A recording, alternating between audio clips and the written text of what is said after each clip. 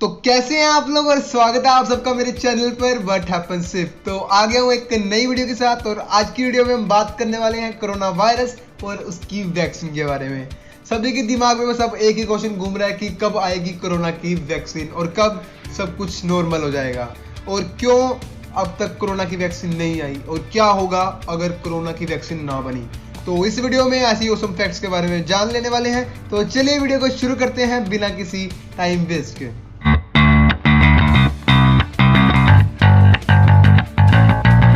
तो चलिए चलते हैं फैक्ट नंबर 1 की तरफ। तो फैक्ट नंबर 1 में हम देख लेते हैं कि कहां से आया कोरोना का फर्स्ट केस।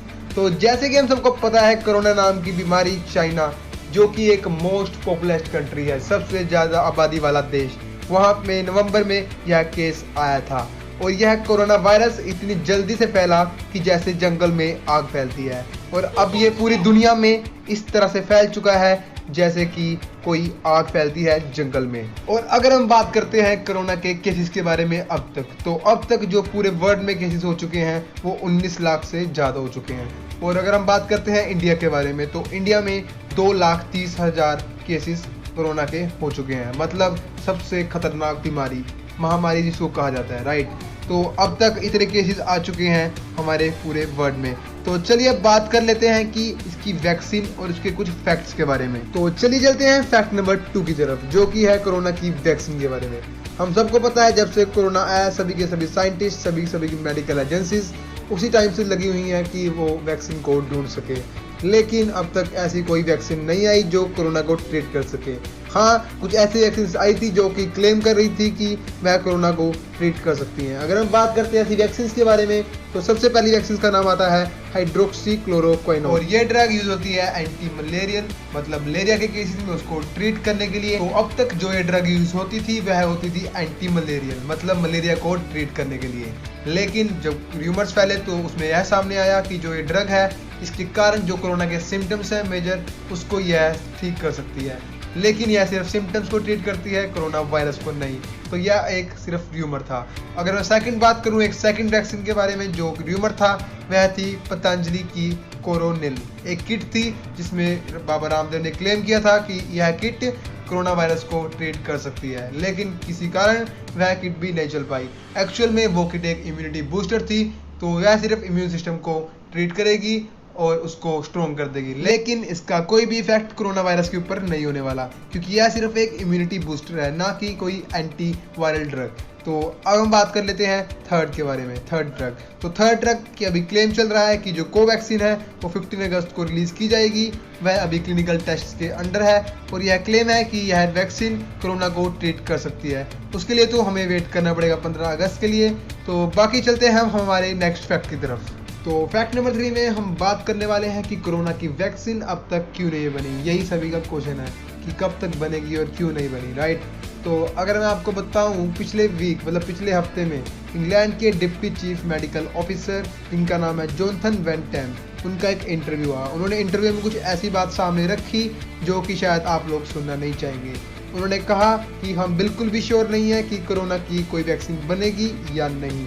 और उन्होंने कहा कि बातें करना तो आसान है कि कोरोना वैक्सीन ऐसे बन जाएगी, ऐसे बन जाएगी, लेकिन जब उसको प्रैक्टिकल किया जाता है, उसको बनाया जाता है, तो वह बहुत ही मुश्किल होता है। और उन्होंने कहा कि यहाँ पर अभी भी ऐसे कई वायरस हैं जैसे कि जुकाम और HIV, जिनका अब तक कोई भी ट्रीटमेंट या फिर मेडिसिन नहीं है, क्योंकि वायरस को ट्रीट करना सबसे मुश्किल माना जाता है। अगर अब हम बात करें कि जो जुकाम है एक नॉर्मल वायरस है, तो अब तक उसकी मेडिसिन नहीं आई या फिर कोई वैक्सीन नहीं आई। तो कोरोना वायरस, जो कि एक बिल्कुल डिफरेंट और बहुत ही डेंजरस वायरस है, तो इसकी वैक्सीन कहाँ से आ जाएगी। और उन्होंने यह कहा कि जब इन्होंने वायरस पर स्टडी की तो उनको कुछ भी नहीं मिला, कुछ ऐसा जिससे वह ट्रीटमेंट कर सके। और अब शायद आपको कुछ गुस्सा है कि मैं ये क्या बोल रहा हूँ, लेकिन जो सच है वह बिल्कुल भी टाला नहीं जा सकता। तो चलिए अब बात कर लेते हैं हमारे नेक्स्ट फैक्ट के बारे में। तो फैक्ट नंबर 4, इसमें हम बात करने वाले हैं क्या हो अगर कोरोना की वैक्सीन कभी बने ही नहीं, जैसे जुकाम की और HIV की नहीं बनी।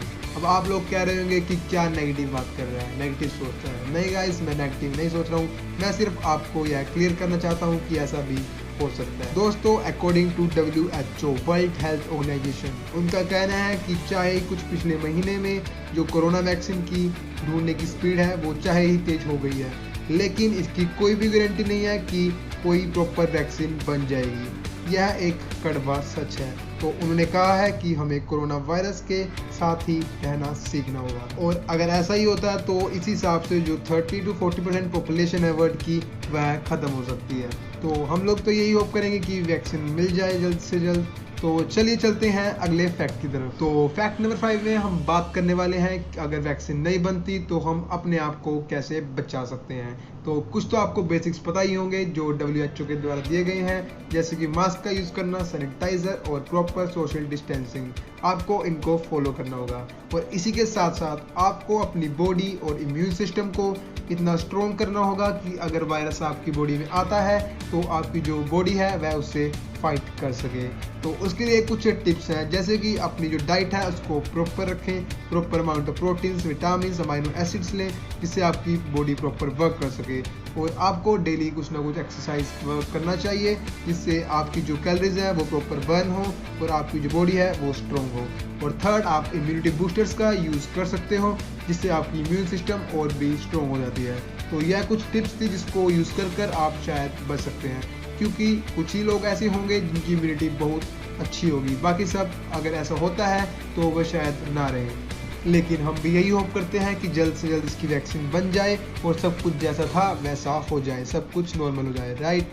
तो चलिए आज की वीडियो के लिए इतना ही। अब चलते हैं आज के क्वेश्चन की तरफ। तो आज की वीडियो का क्वेश्चन है कि मैंने इस पूरी वीडियो में कोरोना वायरस का इस्तेमाल कितनी बार किया। अगर आपको पता है तो कमेंट सेक्शन में लिख दीजिएगा और आपको नेक्स्ट वीडियो मिलेगा शाउट आउट। तो दोस्तों आज के लिए बस इतना ही। अगर आपको वीडियो अच्छी लगे तो लाइक, कमेंट और शेयर करना अपने दोस्तों के साथ ऐसी नॉलेजफुल वीडियोस को, जिससे उनकी भी नॉलेज बढ़ सके। और सब्सक्राइब करना मत भूलना, what happens if, and bell icon को दबा देना, जिससे आपको नोटिफिकेशंस जल्दी ही मिल सके। तो इसी के साथ सायोनारा एंड साइनिंग ऑफ।